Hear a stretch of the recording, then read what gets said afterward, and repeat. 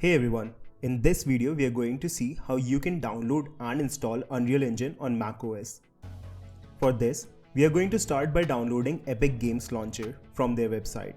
Link for it will be in the description. Once we have it downloaded, we can simply open the DMG file and drag and drop the launcher app to the applications folder. This is going to install the Epic Games Launcher on our system. Let's go ahead and open it.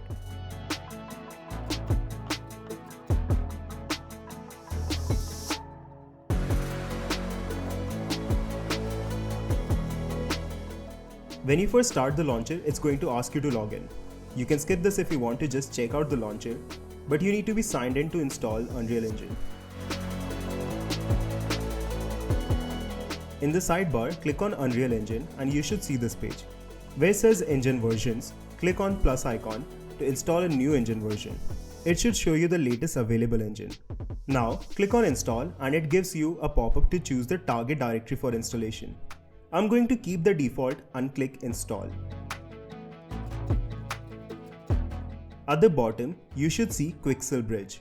This is an Unreal plugin that provides a lot of ready-to-use assets for your game, so it's recommended that you install this as well.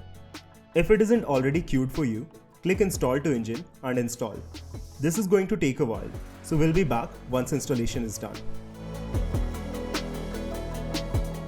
Alright, we are back and we have Unreal Engine 5.3.2 installed and Quixel Bridge plugin being added right now. Let's go ahead and launch Unreal Engine by clicking the launch button. First launch always takes a while, but once it's done, you should see the screen where you can create new projects from templates or open existing projects. If you're fine using Unreal Engine with Xcode, then you should be ready to go. But I personally prefer VS Code. If you'd like us to make a video setting up Unreal Engine with VS Code on Mac, like this video and let us know in the comments. Subscribe and we'll see you next time.